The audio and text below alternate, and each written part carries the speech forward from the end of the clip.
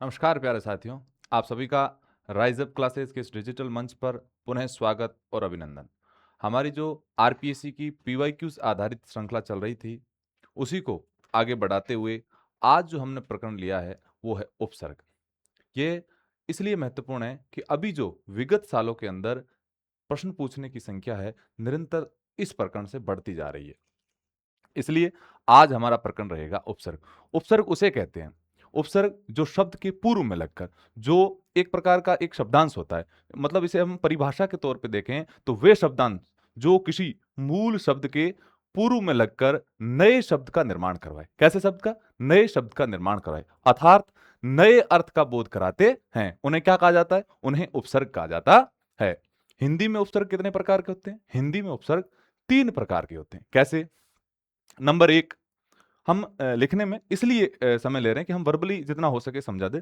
लिखने के लिए हम अलग से कहीं न कहीं किसी भी प्रकार से ये जो हमारा पीवाईक्यूज़ ओरिएंटेड क्लासें हैं, इनका एक पूरा रूप देके फिर कोई ऐसा देखेंगे जिसमें हम इस लिहाज से समझेंगे। इसलिए आप वर्बली समझने का प्रयास करें और जहाँ तक मान लो समझ में नहीं आई तो उसे पुनः वापस रिवाइज़ करके वापस उसे वर्बली सुनें, तो उस वक़्त आपको समझ में आ जाएगा। और आपको लिखना हो तो शुरू की क्लास में जब हम ठीक-ठाक ऐसे समझ लो उस प्रकरण की भूमिका बनाते हैं, तब उस वक़्त अवश्य रूप में आप लिख लीजिएगा। तो उपसर्ग किसे कहते हैं? वे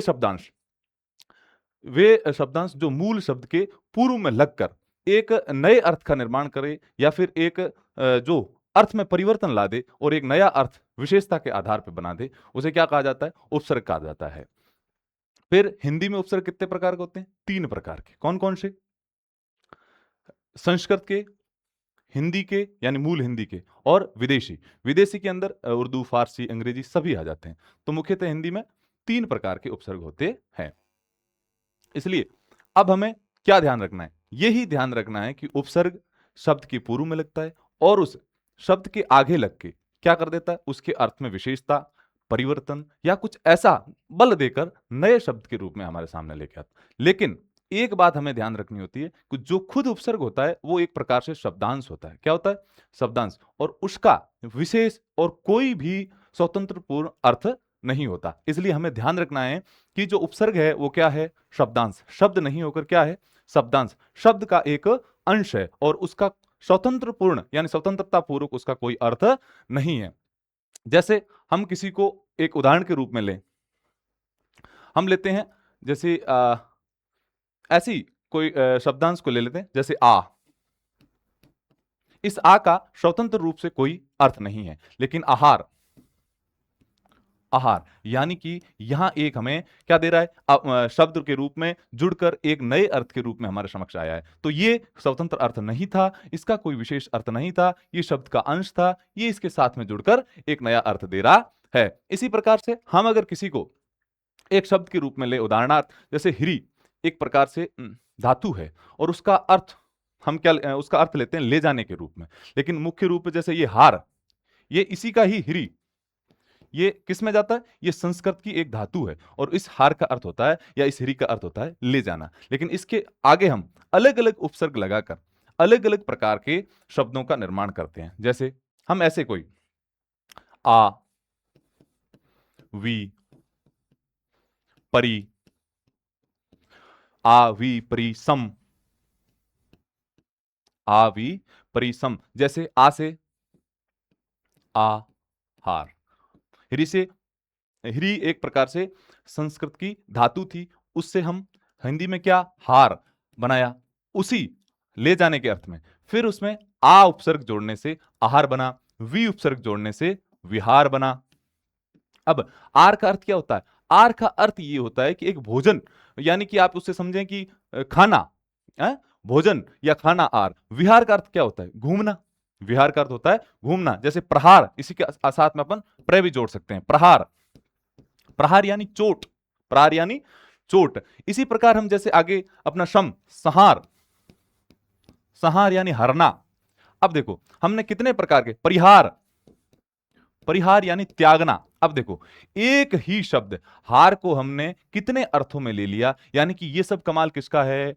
इस शब्दांश के, इन शब्दांशों का कमाल है। यानी कि ये खुद स्वतंत्र रूप में भले ही कुछ नया अर्थ नहीं दे, स्वतंत्र रूप में भले ही कुछ नया अर्थ खुद रूप में अपने आप में कुछ अर्थ नहीं दे, लेकिन किसी शब्द के आगे जुड़कर ये हमेशा अपना विशेषता के साथ में अर्थ में परिवर्तन लाके कुछ विशेष बल देकर एक नया अर्थ हमारे सामने लाते हैं। जैसे आहार, हार मूल शब्द था, आहार से क्या? भोजन, विहार से क्या? घूमना, प्रहार से क्या? चोट, एक प्रकार से संहार से क्या? हरना, या परिहार से क्या? त्यागना। शब्द एक था और उसे अनेक अर्थों में प्रयुक्त करने का जो काम किया है वो किसने किया था? उपसर्ग ने किया था। इसी प्रकार जैसे बल, बल शब्द है, बल के आगे अगर निर उपसर्ग लगा दें, निर शब्दांश लगा दें, तब क्या बनेगा? निर्बल। यानी कि बल का अर्थ तो एक प्रकार से शक्ति था, लेकिन उसी से एक शब्दांश जोड़ के उसी का अर्थ हमने ये बना दिया निर्बल, यानी शक्तिहीन, क्षीण। और उसी के आगे अगर हम स लगा दें, जैसे अपन निर्बल लगा, निर्बल, निर्बल। अब इसी के आगे सबल, सबल का अर्थ है एक पूर्ण रूप से सशक्त, यानी उसी बल का हमने एक प्रकार से सकस जो एक पूर्ण रूप में, और वापस निर्बल का उसी बल जिसका अर्थ शक्ति था उसे हमने शक्तिहीन, क्षीणहीन ऐसे शब्दों के रूप में इस्तेमाल कर दिया। ये सब कमाल किसका है? उपसर्ग का। तो अब हमें क्या ध्यान रखना है? उपसर्ग वे शब्दांश होते हैं जो किसी शब्द के पूर्व में लगकर उसके अर्थ में विशेषता या परिवर्तन ला दे, उन्हें उपसर्ग कहा जाता है। वो खुद में अपने आप में स्वतंत्र रूप नहीं रखते, लेकिन जिसके साथ संश्लिष्ट अवस्था में, यानी कि उसके पूर्व, जिसके पूर्व जुड़कर एक नए अर्थ का बोध करवाते हैं, एक नए रूप में उसका अर्थ देते हैं, उन्हें क्या कहा जाता है? उपसर्ग कहा जाता है। इसी प्रकार हम आगे बढ़ते हैं, लेकिन उससे पहले जैसे एक उपसर्ग को आपको एक ही अर्थ नहीं मानना। प्रे का अर्थ आगे होता है, प्रे का अर्थ बहुत होता है, उसका विशेष प्रे का अर्थ विशेष होता है, उसी का अर्थ मुख्य या एक प्रकार से अंतर होता है, लेकिन बड़ा भी होता है। आप इस हिसाब से समझें कि उसका जिस शब्द के आगे प्रयोग हुआ है वो किस अर्थ के संदर्भ में है, उसी अनुसार उनको लेना चाहिए। जब भी हम थ्योरी की क्लास लेंगे उस पर हम विशेष रूप से यही फोकस करेंगे कि कौन सा प्रे, जैसे प्रदेश, ये एक प्रकार से उस देश के अंदर के छोटे या उस देश के अंदर से एक अंतर भूभागीय क्षेत्र है, उसके बारे में आया, तो वह अंतर के रूप में आया। हमें इस प्रकार के शब्दों का ध्यान रखते हुए जब भी हम थ्योरी की क्लासेस लेंगे तो विशेषतः इन्हीं पर ध्यान रखेंगे। जैसे प्रय है, अब एक तो ये प्रय है और ये पर है। पर का अर्थ क्या होता है? प्रय का अर्थ क्या होता है? प्रा का अर्थ क्या होता है? हमें लकीर का फकीर नहीं बनना है, जिसका जो अर्थ होता है उसी के अनुरूप रहना। जैसे पर का अर्थ पराया भी होता है, दूसरा भी होता है, गैर भी होता है, और एक प्रकार पीछे का भी होता है। अब हम एक ही प्रकार से उसको लेकर बैठ जाएंगे तो कभी भी जो उपसर्ग का आगे जुड़ के जो अर्थ बनना चाहिए वो नहीं बनेगा। तो अलग अलग अर्थ में अलग अलग शब्दों के आगे आकर अलग अलग अर्थ देता है उपसर्ग भी। इस बात का भी हमें ध्यान रखना है। जैसे अनु का अर्थ क्या होता है, सभी शब्दों का हम जब भी थ्योरी के रूप में क्लास लेंगे विशेषतः यही ध्यान रखेंगे कि किस शब्द का क्या अर्थ है। आइए, आज थोड़ी हमने भाव भूमिका बनाई थी, लेकिन फिर क्लास बहुत लंबी हो जाएगी। थ्योरी की क्लास के दौरान ही हम इस प्रकार की डिस्कस करेंगे। अब थोड़ा एक प्रकार से हम इतर चले गए थे टॉपिक से, क्योंकि हमारा मूल पर्पस था पीवाईक्यूज। फिर भी एक समझ विकसित करने के लिए ये आवश्यक था, ये आपको आना जरूरी था, इसलिए हमने इस प्रकरण को पहले लिया। चलो आगे बढ़ते हैं, और आज हम वही अपने पीवाईक्यूज प्रश्नों को आगे बढ़ाते हुए इसको क्या करते हैं? हल करते हैं। हम्म शब्द में निहित उपसर्ग की दृष्टि से संगत विकल्प है। यहां क्या है? संगत विकल्प का अर्थ है कि तीन असंगत होंगे। सीधी बात है, तीन क्या होंगे? असंगत। अरणीय, अरणीय में मूल शब्द है आरण्यक। आरण्यक का अर्थ है, इसमें अक प्रत्यय जुड़ा है। प्रत्यय के वक्त ही हम इस पर चर्चा करेंगे, फिर तो लंबी क्लास हो जाएगी, इसलिए हम पूरे प्रकरण लेंगे और उस वक्त ही उन प्रकरणों का एक साथ में इस्तेमाल करेंगे। और जब हम अभी क्यों हमारे ऊपर एक प्रकार से आप सभी विद्यार्थियों का विशेष बल दे दिया आपने, मेरे ऊपर भी जिस प्रकार ये शब्द विशेष बल देते हैं उसी प्रकार से, कि हमें सर पीवाईक्यूज भी समझाओ और पीवाईक्यूज का तरीका भी बताओ, और ऐसा ही जो हमारे सामने है उस वैकेंसीज तक इनको आरपीसी के पीवाईक्यूज को पूरा करो।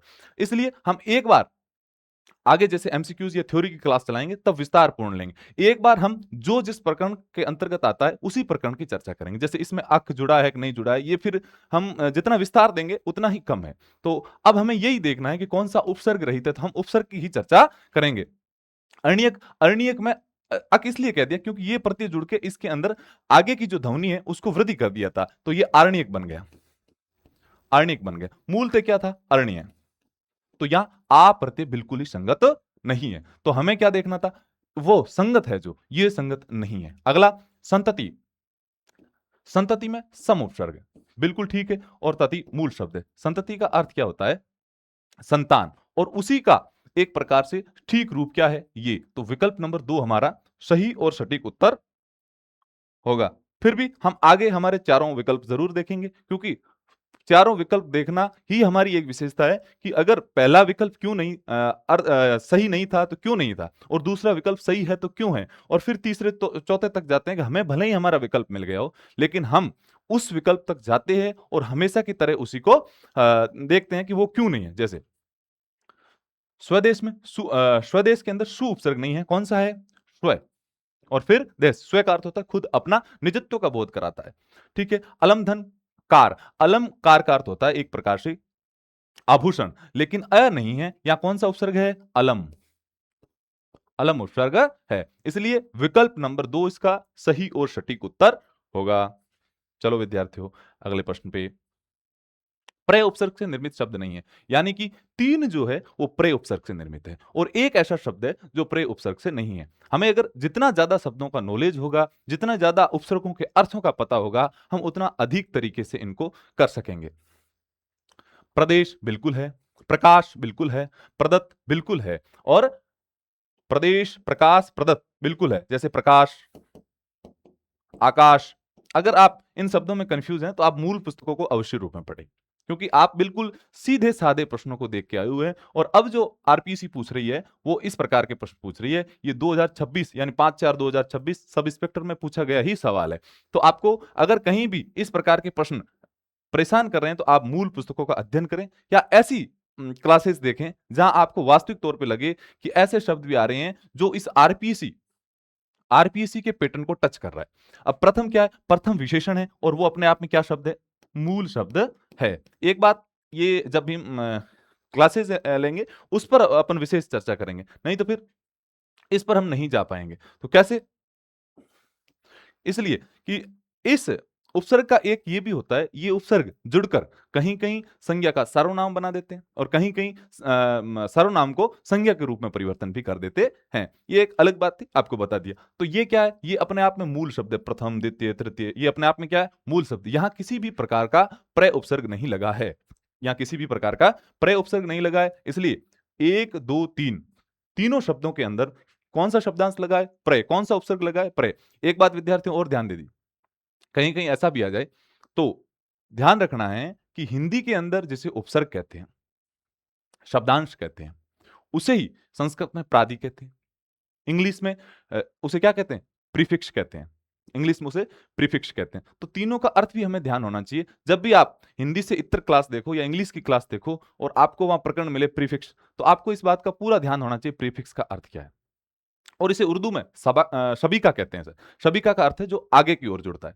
तो इन तीनों इस तीनों शब्दों में कौन सा शब्दांश है, प्रय, कौन सा उपसर्ग है, प्रय, कौन सा प्रीफिक्स है, प्रय, कौन सा शबीका है, प्रय। बस इससे आप सीधे तौर पे कनेक्ट होके सीधा इनका अर्थ निकालोगे, उस पर ज्यादा जोर देने की जरूरत नहीं रहेगी किसमें कौन सा, किस भाषा में कौन सा अर्थ है, किस शब्द में 2 उपसर्ग प्रयुक्त हुए। ऐसे सवाल पहले खूब आते थे, अब बिल्कुल ठीक ठाक मात्रा में पूछे जाते हैं। ऐसे सवाल ज्यादा पूछे जाते हैं जो अमूमन लोगों को या विद्यार्थियों को ध्यान नहीं होता कि इसमें जैसे प्रयोग उपसर्ग है या नहीं है तो क्यों है, इसका अर्थ क्या है, ये चीजें।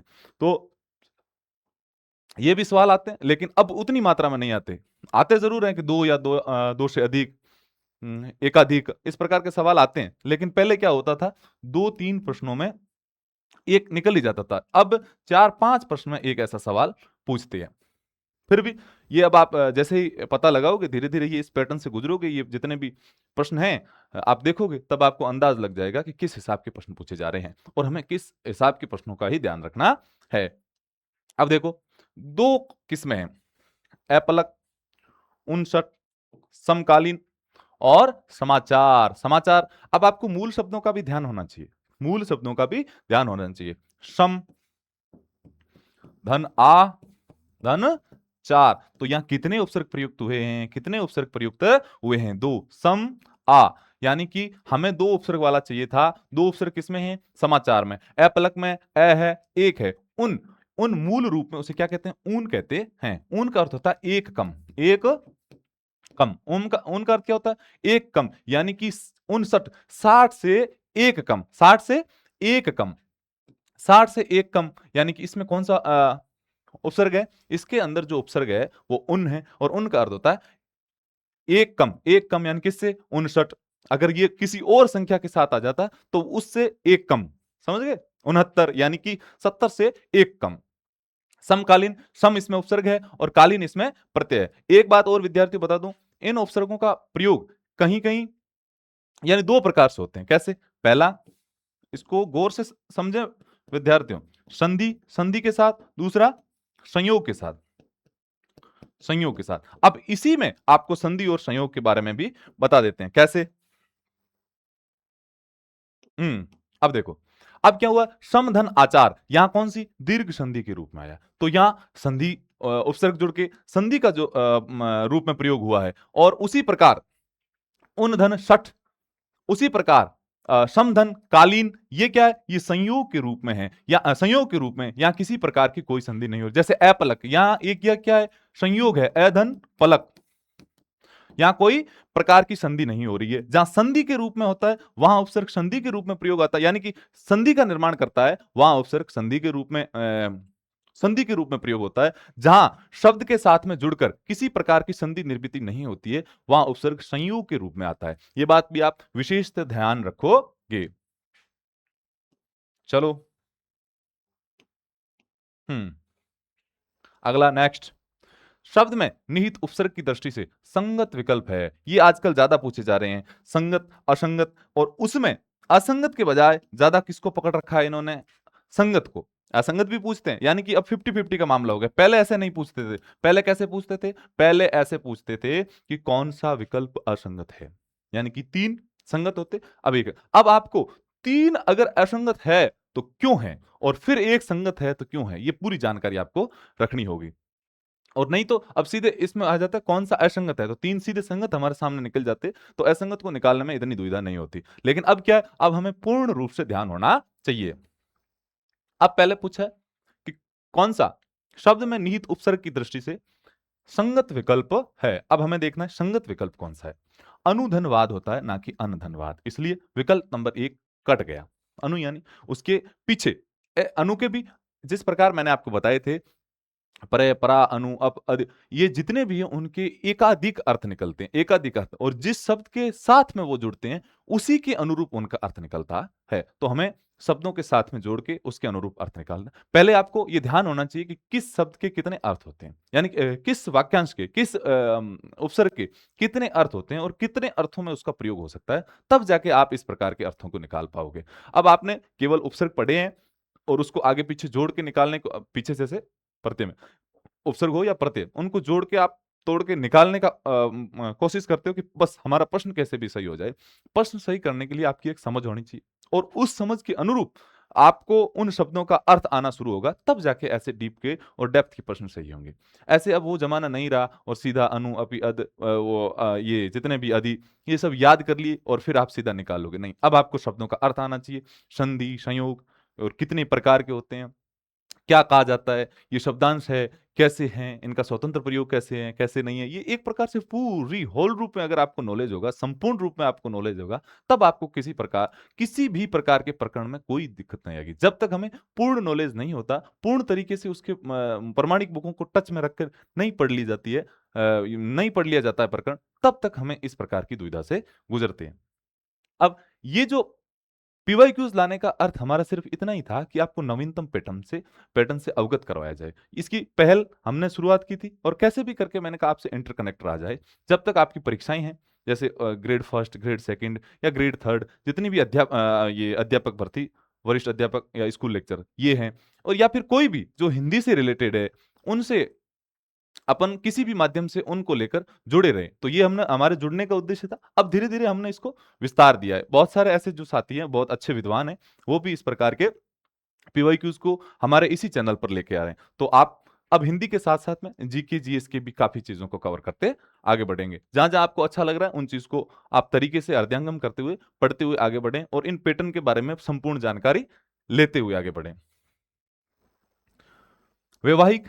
अब आपको लगेगा कि विवाहिक में तो कहीं भी वी नहीं दिख रहा है, तो ये अर्थ की से सही नहीं हो सकता। यहाँ क्या है, जब आपको प्रत्यय आएगा तब आपको समझ में आएगा कि ये वैवाहिक का विवाह का वैवाहिक कैसे होगा। या मूलतः क्या है, विवाह, विवाह।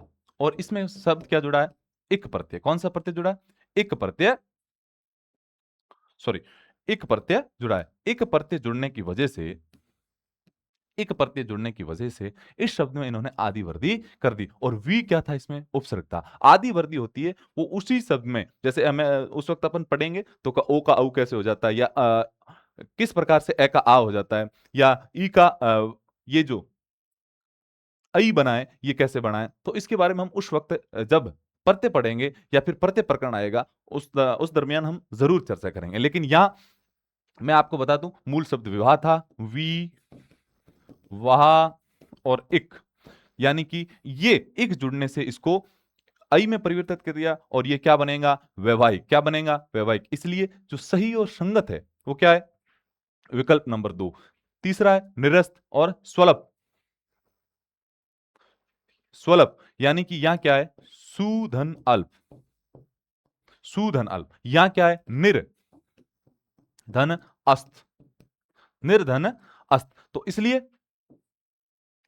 यहां निर होना चाहिए था, या स्व की जगह सु होना चाहिए था, और यहां अनु होना चाहिए था। तो हमें क्या चाहिए था, संगत। तो विकल्प 3 नहीं, 4 नहीं, 2 संगत है, क्योंकि यहां वी होना चाहिए था और वी ही है। ये भी सब इंस्पेक्टर में पूछा गया सवाल है। अब विद्यार्थियों आप खुद देख लो, कितने तरीकों से हम अगर एलिमिनेट करेंगे, शब्दों की जानकारी रखेंगे, शब्दों को कोरिलेट करना जानेंगे, तब जाके जैसे संधि निकल रही है, या आप कहां संधि हो रही है, कहां संयोग हो रहा है, ये सब पता होगा, तब जाके ऐसे संधि, या हमें एक प्रकार से संयोग हो रहा था, लेकिन यहां हमें उन अर्थों का नॉलेज होना जरूरी है, या प्रत्यय घुसा दिया। तो जब तक संधि, संयोग और प्रत्यय किस हिसाब से जुड़ रहे हैं और क्या अर्थ दे रहे हैं, ये भी हमें जब पता होगा, तब ऐसे प्रश्नों का उत्तर दे पाएंगे। हम किसी भी एंगल से डिसाइड नहीं कर पा रहे थे कि यहाँ वी है, लेकिन हमें प्रत्यय का नॉलेज है, तो हम झट से उसी तक जाएंगे जहां हमारा उत्तर है। विकल्प नंबर 2 इसका सही और सटीक उत्तर होगा। चलो आगे बढ़ते हैं। आ उपसर्ग से निर्मित शब्द नहीं है। अब देखो विद्यार्थी, आस्था, आपने स्थन प्रत्यय पढ़ा होगा और उस वक्त किस प्रकार परिवर्तन हो जाता है, वो उस वक्त हम जरूर चर्चा करेंगे। लेकिन यहां क्या है, आधन स्था, ठीक है। आशक्त, बिल्कुल ठीक है। आस्तिक और आहार्य। अब इसमें आर्य, आहार हमने पढ़ा था, लेकिन आर्य कैसे हुआ, या किसी प्रकार से ये किसके संदर्भ में आ रहा है, क्या है, या क्या हुआ, या यह प्रत्यय जोड़कर उसमें अगले वर्ण में अगला जो वर्ण है उसमें आदि वृद्धि कर दी गई, लेकिन यहाँ आ उपसर्ग है। अब कैसे है, किस हिसाब से, ये आपको ध्यान होना, और ध्यान होने के लिए संपूर्ण रूप से संधि, समास, उपसर्ग, प्रत्यय, ये सब तरीकों से पढ़ के आओगे, तब जाके पता चलेगा। फिर शब्दों का नॉलेज भी होना चाहिए, रूढ़, यौगिक, योग रूढ़ क्यों है, कैसे है, तब इन चीजों को सही तरीके से पकड़ पाओगे। चलो अब हमारा जो शब्द है, आशक्त, अनाशक्त, आस्तिक, अनास्तिक। अब आस्था, आसक्त, आस्तिक और आर्य। यहां आ है, यहां आ है और यहां आ है, लेकिन यहां आ नहीं है। ये क्या है, मूल शब्द है। लेकिन आप इसको ध्यान में रखते हुए, विशेष विशेष ध्यान में रखते हुए, आप किसी एंगल से भटकेंगे नहीं। अनास्तिक होता है, नास्तिक होता है, क्यों, नय धन, क्या हुआ, नास्तिक। लेकिन अनास्तिक होता है, ऐधन, अन, अनास्तिक हो गया, अन प्रत्यय जुड़ा, आस्तिक मूल शब्द है, इसमें जोड़ के क्या बनाया, अनास्तिक। अनास्तिक होता है, अनास्तिक,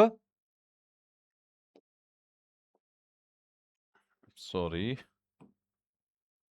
हाँ, अनास्तिक होता है, नास्तिक होता है। अब नास्तिक क्यों होता है आपको पता चल गया, क्योंकि इसमें नए प्रत्यय जुड़ा है और इसमें अन प्रत्यय जुड़ा है, तो इन दोनों का अर्थ वही है। लेकिन अब आप देखो, इसी शब्द को अब अगर आप ये सोच रहे हैं कि यहाँ ना ना प्रत्यय जुड़ा है तो हम यहाँ आ भी प्रत्यय जोड़ दें, बिल्कुल नहीं। ये शब्दों पर विशेष ध्यान रखने के लिए है विद्यार्थियों। अगर जब तक, ये भी लेटेस्ट सवाल है, एकदम लेटेस्ट, एकदम अद्यतन सवाल है, 31/5/2026 को पूछा गया सवाल है। अब आपको इतने तरीके से डेप्थ तरीके से नॉलेज होना जरूरी है, तब जाके आप शब्दों का एक प्रकार से तब जाके क्वेश्चन का उत्तर दे पाओगे, जब आपको शब्दों का अर्थ और उन सभी तरीकों से पता होना चाहिए जिस तरीके से ये प्रश्न हमसे मांग करता है। तो जब आपके अच्छी बुक या अच्छे तरीके से थ्योरी पढ़ी हुई होगी, तब ऐसे प्रश्नों को आप आसानी से कर लोगे। तब ये तरीका अपना के आप एलिमिनेट कर दोगे।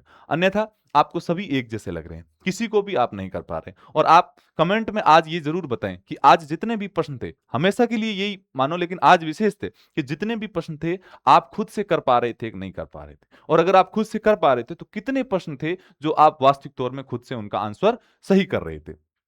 तब आपको भी पता चल जाएगा और मुझे भी पता चल जाएगा कि आपका ये जो प्रकरण है वो कितना तैयार है। अगर कहीं इसकी अगर एक प्रकार से थ्योरी की क्लास लानी है या नहीं लानी, हम इसी के बाद में ऐसा कुछ सोचेंगे कि थ्योरी की क्लास में कौन कौन सी क्लास हैं जो मुख्य क्लास हैं, जिनको लेके हम एक प्रकार से आपके लिए सहायक सिद्ध हो सके, सहायता प्रदान कर सकें। तो ये यहीं से पता चलेगा। आप कमेंट में अपनी जितनी भी समस्या है वो बता रहे, मुझे किसी प्रकार की कोई इस प्रलोभन नहीं है कि आप कमेंट लाइक शेयर ऐसा कुछ करें, लेकिन कमेंट मैं इसलिए कहता हूं कि इससे मुझे एक दिशा मिलती है और मुझे ये भी जानकारी मिल जाती है कि वास्तविक तौर में आपको क्या चीज की जरूरत है, किन प्रकरणों की आवश्यकता है, कैसे करना है।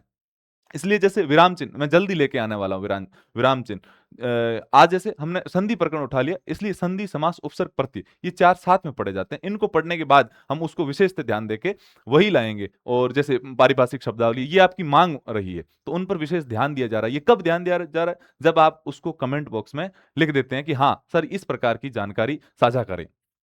चलो आगे बढ़ते हैं। विकल्प नंबर इसका जो विकल्प नंबर 3 है वो सही और सटीक उत्तर होगा। आविर्भाव शब्द के उपसर्ग हुआ है। आविर का अर्थ एक प्रकार से आविर्भाव यानी प्रकट होके बाहर आने वाला भाव। इन शब्दों का जब आपको अर्थ पता होगा तब जाके सही होगा। बाकी सभी पर चर्चा करने की कोई आवश्यकता नहीं है क्योंकि यहाँ जो है वो मुख्यतः आविर उपसर्ग है। चलो आगे। किस शब्द में उपसर्ग का प्रयोग नहीं हुआ है? अब हमें क्या देखना है, उसको ध्यान में रखना है जो उपसर्ग का प्रयोग नहीं हुआ। ये हम विदेशी उपसर्ग है। हम सफर यानी साथ का सफर, हम उम्र यानी साथ की उम्र का, हम लोग या हम यहाँ सर्वनाम के रूप में आया है, सर्व नाम के रूप में आया है, ना कि उपसर्ग के रूप में। और ये अपने आप में क्या है, शब्द है ना कि उपसर्ग है। इसलिए विकल्प नंबर जो 3 है वो असंगत है, जहां एक प्रकार से संगत तरीके से उपसर्ग का प्रयोग नहीं हुआ है। और हम वतन यानी एक ही वतन के लोग होते हैं, उनके लिए ये सर्वनाम लगाकर इस प्रकार के शब्द का निर्माण किया जाता है। तो विकल्प 1, 2 और 4 बिल्कुल ठीक है और अनुचित विकल्प नंबर 3। हम्म शु उपसर्ग रहित शब्द है, यानी कि 3 ऐसे हैं जो सु उपसर्ग से निर्मित है और एक ऐसा है जो सु से नहीं है। सुधन उक्ति, ये आप यहां से समझ लें। सुधन उक्ति, उक्ति का अर्थ है कहना। तो ये क्या हुई, सुक्ति यानी अच्छी, इसका अर्थ है अच्छा, अच्छी उक्ति। स्वच्छ, सुधन अच्छ। एक बात अब हम आगे बढ़ेंगे। स्वागत, स्वागत शूधन आगत, ठीक है। स्वार्थ, शूधन अर्थ नहीं होकर स्वधन अर्थ होता है। क्या होता है, स्वधन अर्थ। स्व यानी जो खुद का निजत्व का भाव करे, वो खुद के लिए जो काम करे उसे कहते हैं स्वार्थ। उसी तरीके से परार्थ, ठीक है, परमार्थ। विकल्प नंबर 4 इसका ठीक उत्तर है। अन्य सभी में सु है, सुअच्छ, सुआगत। हम कहते हैं ना सुस्वागत, इसके अंदर 2 लगा दिया हमने, लेकिन सु सुआगत, सुअच्छ, सुउक्ति, यानी कि कहीं किसी प्रकार की कोई कंफ्यूजिंग नहीं है। आपको इस बारे में पूरा ध्यान रखना है और इन तीनों के बारे में आप कमेंट करके बताएं। कमेंट जरूर करें कि ये जो तीनों कौन सी संधि के अंतर्गत होकर, ये संयोग से कौन सा है और संधि से कौन सा है। अगर तीनों संयोग से है तो बताओ ये तीनों शब्द का मूल ये है, और इस हिसाब से मैंने एक का तो लिख दिया है, चलो 2 का आपको बताना है। ये अगर संयोग से है या संधि से है, और अगर संधि से है तो कौन सी संधि से है। क्योंकि हमने संधि प्रकरण पढ़ लिया है और काफी हद तक आपको इसके बारे में समझ भी बन गई होगी कि वास्तविक तौर पे संधि में किस हिसाब से चलना होता है हमें और कैसे प्रश्न आ रहे हैं। इनमें से किस शब्द में अनु उपसर्ग है? अब हमें क्या देखना है, अनु उपसर्ग, यानी कि एक शब्द में अनु उपसर्ग है, अन्य सभी में अनु नहीं है।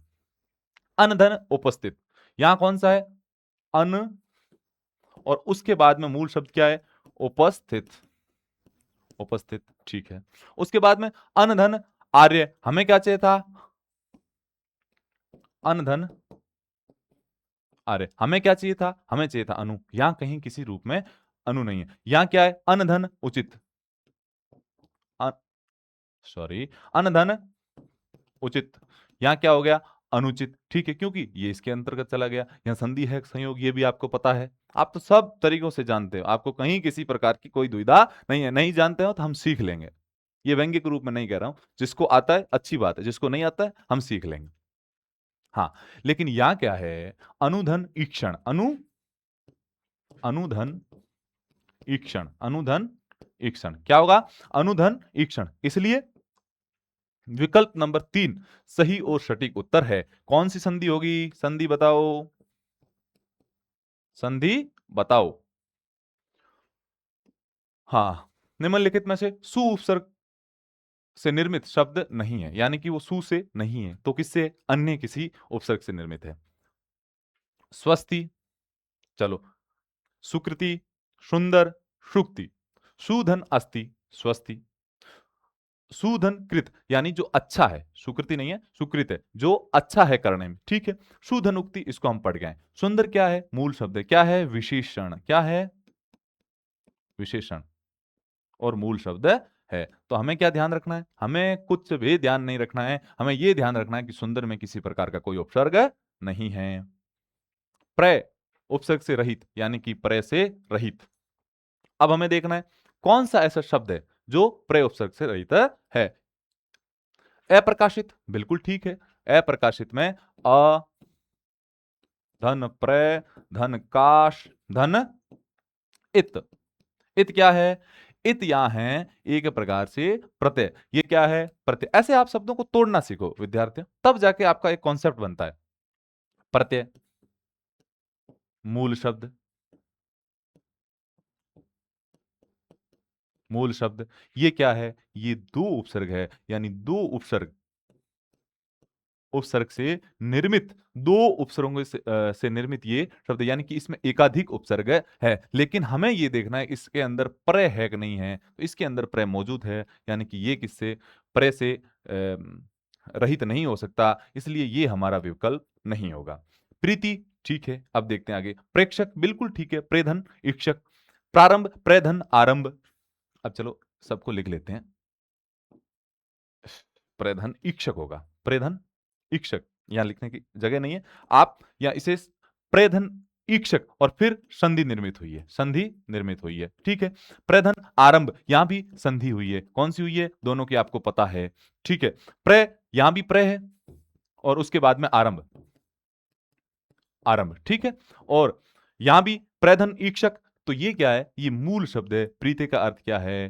प्रेम। प्रेक्षक यानी देखने वाला। प्रारंभ यानी प्रकृष्ट रूप से आरंभ, यानी एक आरंभ तो था ही, उसी को एक नए गति के रूप में लिया गया है। इसको एक मतलब ऐसे समझो कि विशेष तरीके से उसको आरंभ करना, उसे कहते हैं प्रारंभ। तो यहां विकल्प नंबर 2 ठीक नहीं है। ये अपने आप में मूल शब्द है। ये किससे उपसर्ग से रहित है? ये प्रे उपसर्ग से रहित है।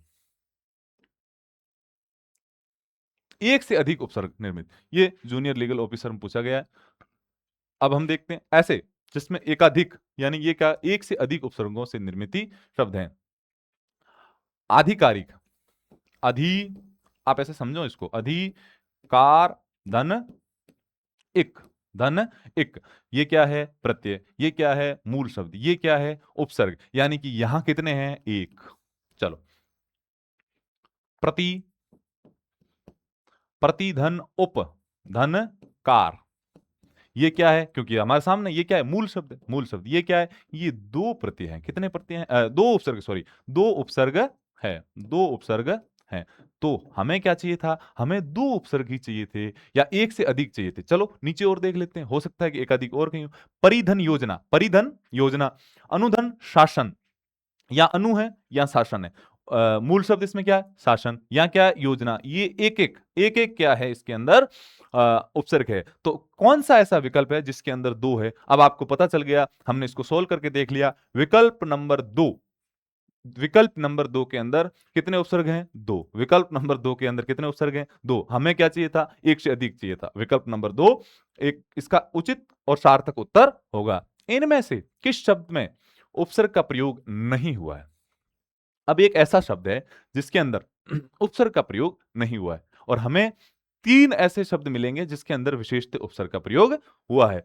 अनैतिक बिल्कुल ठीक है, अ-उपसर्ग है इसके अंदर और नीति मूल शब्द था, उससे नैतिकता यानी कि ये जब प्रत्यय का भाग है तब पढ़ेंगे।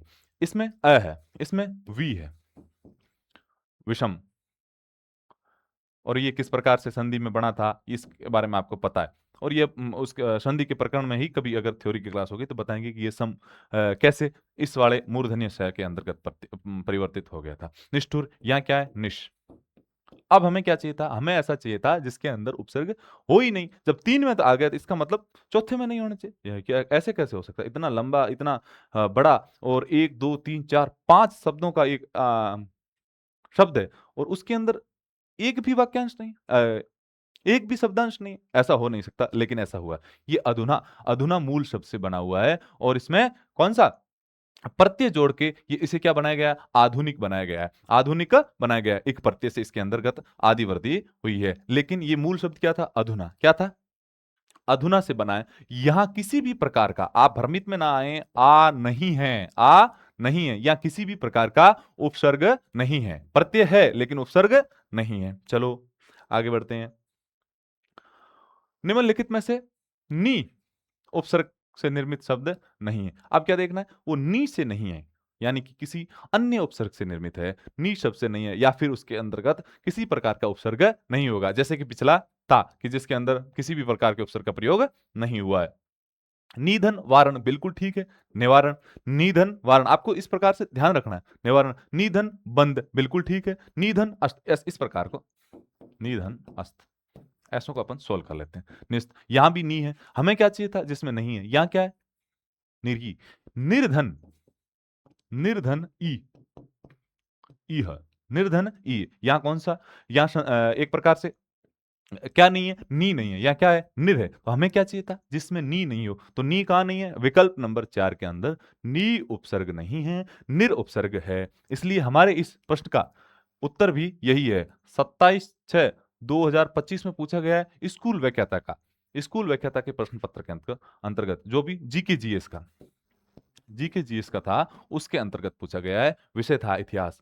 इस प्रकार के प्रकरण भी आप अगर पीवाईक्यूज को पूर्ण रूप से सॉल्व करना चाहते हैं, जैसे कि हमने तो क्या है वो सिलेक्टेड लिए जो आपके लिए महत्वपूर्ण हो। विगत 5 साल के जो जितने भी अच्छे प्रश्न हैं उन सबको ले लिया, जिनकी व्याख्या या आपको एक नए पैटर्न से रूबरू करवाना है वो सब ले लिया। अगर आपको इस प्रकार एक यूँ समझो कि अलग सेपरेट तरीके से चाहिए कि जितने भी प्रश्न हैं और उन सब की व्याख्या और उनका हल किस हिसाब से करना चाहिए, कैसे करना चाहिए, तो ये राइज अप क्लासेस के ऐप पर मौजूद है। अलग-अलग जितने भी जैसे इतिहास हो, हिंदी हो, अ, इंग्लिश हो, राजनीति विज्ञान हो, जितने भी सब्जेक्ट हैं, उन सबका इनके पास शायद 50,000 से ऊपर के प्रश्नों का संकलन है, उनकी व्याख्या भी है और वो किससे? जिस सब्जेक्ट का जैसे हिंदी है, तो हिंदी का मान लो मैं करता हूँ, तो इसी प्रकार जितने भी सब्जेक्ट के एक्सपर्ट होते हैं, जो व्याख्याता हैं, जो न्यूली सिलेक्ट हैं या अच्छे जो एक प्रकार से विशेषज्ञ हैं, उनसे इस प्रकार के प्रश्नों का सॉल्यूशन करवा के फिर उन्हें हाथों हाथ अपडेट करते हैं। जैसे एग्जाम हुआ, एग्जाम के जस्ट 10 दिन के भीतर में उसी हिसाब से एक तरीके से इनका संकलन वहां मौजूद होता है। ये मैंने इसलिए जिक्र कर दिया, ये जो इतिहास यहाँ तक हमें पता है, हमें ये तक दिखा दिया जाता है कि ये स्कूल व्याख्याता के इतिहास का जो पेपर था 27/6/2025 को उसका है और इन्होंने सेक्शन वाइज भी बांटा है 25, 26, 23, 22, 24, 2010 से लेके जितने भी प्रश्न आपको देखना है, जैसे 2010 पे जाना है, 2010 पे क्लिक करो, वहां आपको मिल जाएंगे। आरएसएस भी और जो आरपीएस ये इनका भी अलग अलग दिया। चलो हम अपने मूल मुद्दे पे आते हैं। यहाँ क्या था? नी उपसर्ग निर्मित शब्द नहीं है, तो विकल्प नंबर 4 नी नहीं होकर कहां है? निर से। चलो आगे बढ़ते हैं। सु उपसर्ग से निर्मित शब्द नहीं है, यानी कि सु उपसर्ग से निर्मित शब्द नहीं है। स्वल्प, सुंदर, सुरभि और सुक्ति। अब जब हमें पता है कि ये आ चुका है, ये प्रश्नों को मिलाने का अच्छा फायदा ये होता है, ये सुंदर आ चुका है और ये सु का नहीं है। ये क्या है? मूल शब्द है, मूल शब्द है। इसलिए यहां सु है, यहां सु है, यहां सु है, लेकिन यहां सु उपसर्ग नहीं है। चलो आगे बढ़ते हैं। निम्नलिखित में से नी उपसर्ग से बना शब्द नहीं है। वापस वही अब हमें देखना है जो नी से नहीं होगा, अन्य किसी उपसर्ग से या उसमें उपसर्ग निहित नहीं होगा। निदर्शन ठीक है, या तो नी है। निवास ठीक है, या नी है, कहीं कोई किसी प्रकार का किंतु परंतु नहीं है। लेकिन निर्दोष, निर्दोष यहाँ हमें सामने दिखाई दे रहा है निर है ना कि नी। निमग्न बिल्कुल ठीक है, अपने आप में जो किसी में मग्न है या नहीं है, इनके अलग अलग अर्थ होते हैं। किसके? इसके अलग अलग अर्थ होते हैं, ध्यान मग्न, निमग्न। तो आपको इस बारे में भी ध्यान रखना है, जब हम उपसर्ग, कभी भी हमें उपसर्ग विशेष से पढ़ने का मौके मिले, ये एक तरीके से थ्योरी के अंदर पढ़ने का मौका मिलेगा, तब हम विशेष ध्यान देंगे कि नी का अर्थ क्या क्या हो सकता है और किस शब्द के साथ में जुड़ने के बाद नी का अर्थ ये बनेगा, किस शब्द में जुड़ने के साथ नी का अर्थ वह नहीं रहकर यह हो जाएगा। निर का अर्थ क्या है, निश का अर्थ क्या है, किस में कैसे है, ए का अर्थ हम किस प्रकार से ले सकते हैं। विशेष थे पर और परा, कौन कौन से उपसर्ग में क्या क्या इनका हमें एक ही समझ लेते हैं, नहीं, इसका अर्थ अलग है, इस शब्दांश का अर्थ अलग है। यानी कि जितने भी मुख्य मुख्य जितने भी हैं, संस्कृत के 22, संस्कृत में कितने उपसर्ग हैं? 22। ये भी आपको ध्यान रखना है, कितने उपसर्ग हैं संस्कृत में? 22। और संस्कृत के मूलतः हिंदी के, और आप एक बात विशेषता बता देता हूं विद्यार्थियों, कि संस्कृत के उपसर्गों से ही हिंदी के उपसर्ग एक सहूलियत के हिसाब से, जैसे अन था, अन किस में था? संस्कृत में, और उसी से गढ़ा हुआ अन हिंदी में चला जाता है। यानी कि इसी से विकसित होकर बनाए गए हैं, किसमें? हिंदी के अंदर। और अन्य जो है, जो अन्य भाषा के हैं, वो जैसे विदेशी भाषा है, उनके भी उपसर्ग हैं। और लेकिन अब जैसे जितने भी 22 उपसर्ग हैं, 22 उपसर्गों से ही गढ़ गुड़ के विशेष तरीके से बन के ये हिंदी में आए। यानी कि हिंदी वाले जितने भी उपसर्ग हैं, वो संस्कृत के उपसर्गों के ही एक प्रकार से परिवर्तित रूप है। यहाँ क्या था? निर्दोष। निर्दोष किसमें? नी उपसर्ग नहीं होकर वह निर उपसर्ग उपसर्ग था, इसलिए विकल्प नंबर 3 इसका सही और सटीक उत्तर होगा। चलो, निम्नलिखित में से किस शब्द में 2 से अधिक उपसर्ग है? अब क्या है? 1 नहीं, 2 नहीं, 3 उपसर्ग है। इसका अर्थ ये 2 से अधिक या 4 भी हो सकते हैं। तो अब हमें देखना है, जैसे प्रत्युपकार, अ, ऐसे अनेक शब्द ऐसे हैं, समालोचना। तो हमें इस बारे में ध्यान रखना है कि 2 से अधिक वाले कितने हैं, 2 वाले कितने हैं और कैसे हैं। अब देखो, अति, अब इनको हम सोल्व करेंगे तभी जाके ये निकल पाएगा। अति, आ धन 4, ये मूल शब्द है, ये 2 क्या है? उपसर्ग है। हमें क्या चाहिए था? 3 उपसर्ग चाहिए था। ठीक है, अब आगे बढ़ते हैं। दुर, आ और 4 क्या बना? दुराचार। यहां तक किसी प्रकार का कोई कंफ्यूज नहीं है। दुर और आ क्या है? इसमें उपसर्ग है। अधि, अ, अध्यधीन, अधि, अधीन। चलो, यहां भी क्या है? यहां भी 2 से अधिक उपसर्ग हमें नजर नहीं आ रहे हैं। चलो, तो कौन सा है? अब विकल्प नंबर 4 2 से अधिक उपसर्गों वाला होना चाहिए। चलो देखते हैं। दुर, दुर, दुर्व्यवहार, वी, दुर, वी, अव और हार। दुर, वी, अव और हार कितने हैं? 1 उपसर्ग, 2 उपसर्ग, 3 उपसर्ग। कितने उपसर्ग हैं? 1, 2 और 3। मूल शब्द कहाँ है? यहां। और वो भी कौन सा? हमने जो शुरू किया था वो हार, अभी तक परिवर्तित होता होता कहां तक आ जाता है, देख ली। तो यहां 1, 2 और 3 उपसर्ग है, और हमें कितने चाहिए थे? 2 से अधिक। फिर 3 हो, 4 हो, भले ही हो, हमें तो 3 आते ही हमारा उत्तर यहां निकल गया है। चलो, विकल्प नंबर 4 इसका सही और सटीक उत्तर है। अन्य में 2-2 उपसर्ग है। चलो आगे। किस शब्द में 2 उपसर्गों का प्रयोग हुआ है? अब क्या? 2 का ही देखना, यानी कि 3 ऐसे शब्द हैं जिसमें 1 उपसर्ग का ही या उपसर्ग रहित हो सकते हैं। अधिराज ठीक है, यहाँ एक ही है। अधि का अर्थ क्या होता है? श्रेष्ठ, ऊपर, इस प्रकार।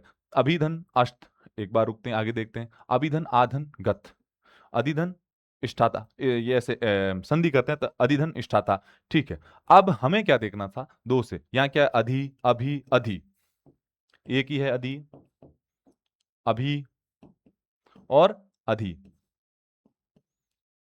अब इसके अंतर्गत कितने हैं ये हम देखेंगे। अभी, आ सॉरी आगत मूल शब्द है ये है। आगत परगत शब्द एक है, उसको हम अलग अलग तरीकों से इस्तेमाल कर सकते हैं। विगत जैसे इसी पे उम, आगत, विगत, प्रगत कितने भी बनाने हो नए शब्दों का निर्माण इसी प्रकार से किए जाते हैं। तो शब्द तो गत एक है, उसके अंतर्गत हम कुछ भी जोड़ के मतलब कोई भी शब्दांश जोड़ के कुछ नया अर्थ बना सकते हैं। लेकिन यहाँ कितने हैं? 1 और 2। तो किस शब्द में 2 उपसर्गों का प्रयोग हुआ है? अब आपको कहीं किंतु परंतु नहीं है। विकल्प नंबर 2 इसका सही और सटीक उत्तर है।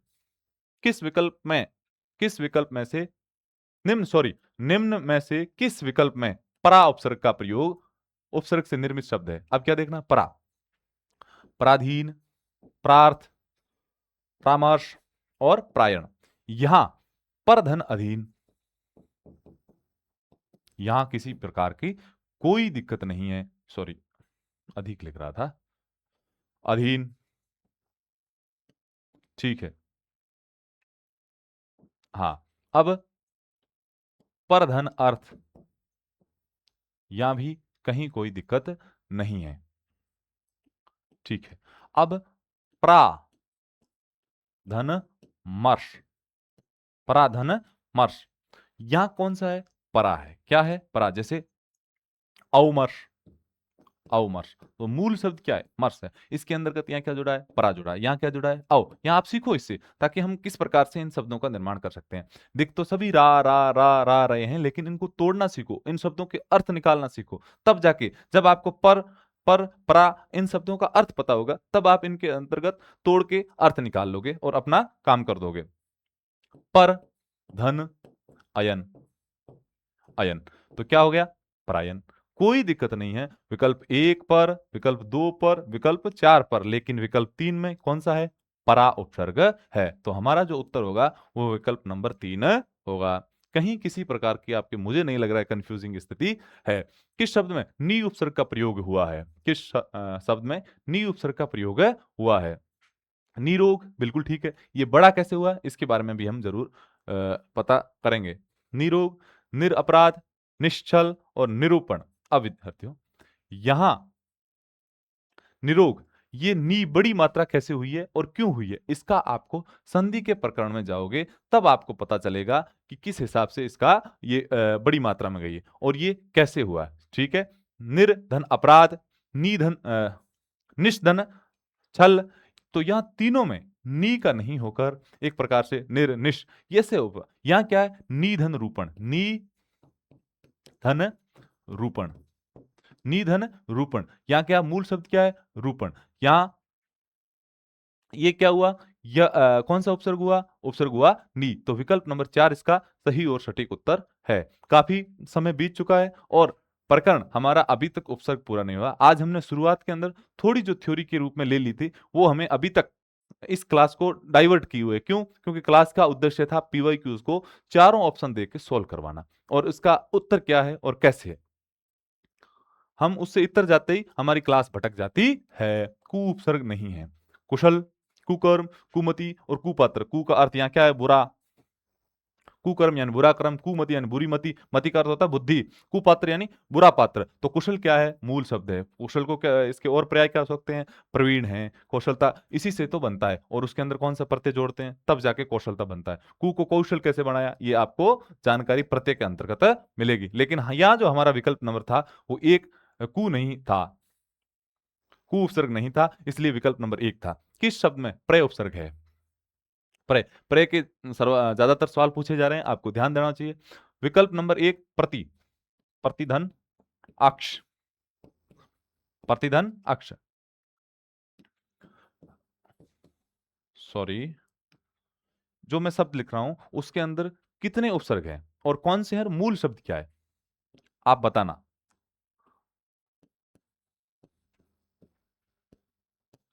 ये जो शब्द है इसके अंदर कितने उपसर्ग हैं और मूल शब्द क्या है? ठीक है।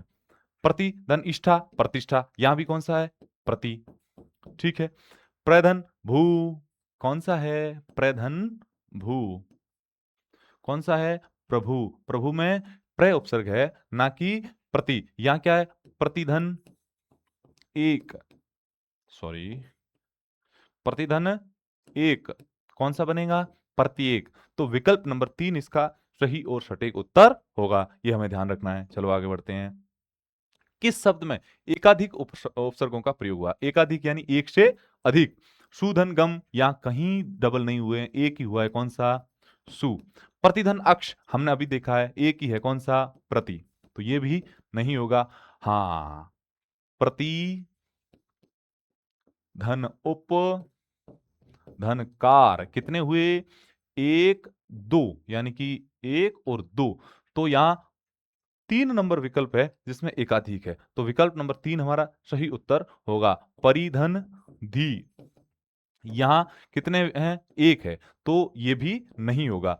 सुगम प्रत्यक्ष और परिधि में एक एक उपसर्ग है, और जो प्रत्युपकार है इसके अंतर्गत 2 उपसर्ग होने के कारण ये हमारे इसका प्रश्न का सही और सटीक उत्तर होगा।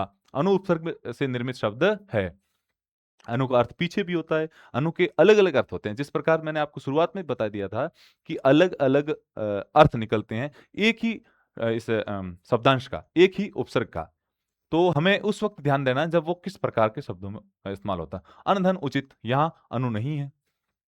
अंधन उत्तर, यहां भी नहीं है। अनु अनुधन ने, अनुने, बिल्कुल ठीक है, यहां क्या है, अन, यहां क्या है, अन, इसलिए दोनों नहीं है। यहां क्या है, अन, अंधन उपम, यानी कि अनुपम, यहां क्या है, अनुनय, अनुनय क्या है, मूल अनु उपसर्ग है, और नय इसके अंदर क्या है, मूल शब्द। तो विकल्प नंबर 3 इसका सही और सटीक उत्तर होगा। निम्नलिखित में से सु उपसर्ग नहीं है, निम्नलिखित में से सु उपसर्ग से निर्मित शब्द नहीं है।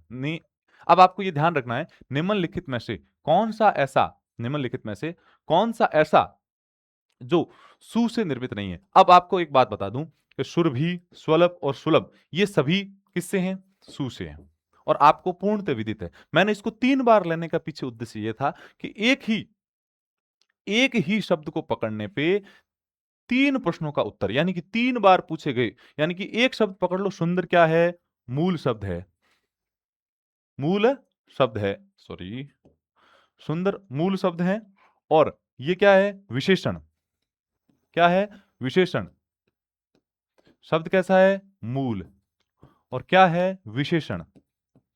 इसलिए यहां कहीं भी सु उपसर्ग नहीं लगा है। कौन सा उपसर्ग नहीं लगा है, सु। तो हमें क्या ध्यान रखना है, हमें यह ध्यान रखना है, एक सुंदर को पकड़ने से 3 प्रश्न सही हो रहे थे। कैसे, 3 प्रश्नों में ये सुंदर आ गया था, और एक दो जगह मुझे लग रहा है और भी आया। मैंने इसको लेने का एक ही टारगेट रखा था कि आपको एक शब्द पकड़ना है और आगे कभी भी ये पुनः आ सकता है। तो यहां विकल्प नंबर 1 है जो सु उपसर्ग से निर्मित नहीं होगा, मूल शब्द है, विशेषण है, और यहां सु उपसर्ग नहीं है। चलिए विद्यार्थियों, आज की हमारी जो क्लास है वो यहीं समाप्त होती है। मिलते हैं हम एक अगली और अच्छी क्लास के अंतर्गत। और आप कमेंट इसलिए करते रहें कि मुझे पता चलता रहे कि अभी आपको किस प्रकार के क्लासों का, किस प्रकार के प्रकरणों का, कहाँ हमें किस प्रकार का संशोधन करते हुए आगे बढ़ना है। इसलिए तो आप सभी का बहुत बहुत धन्यवाद। जुड़े रहिए, मस्त रहिए और हंसते हुए पढ़ते रहिए।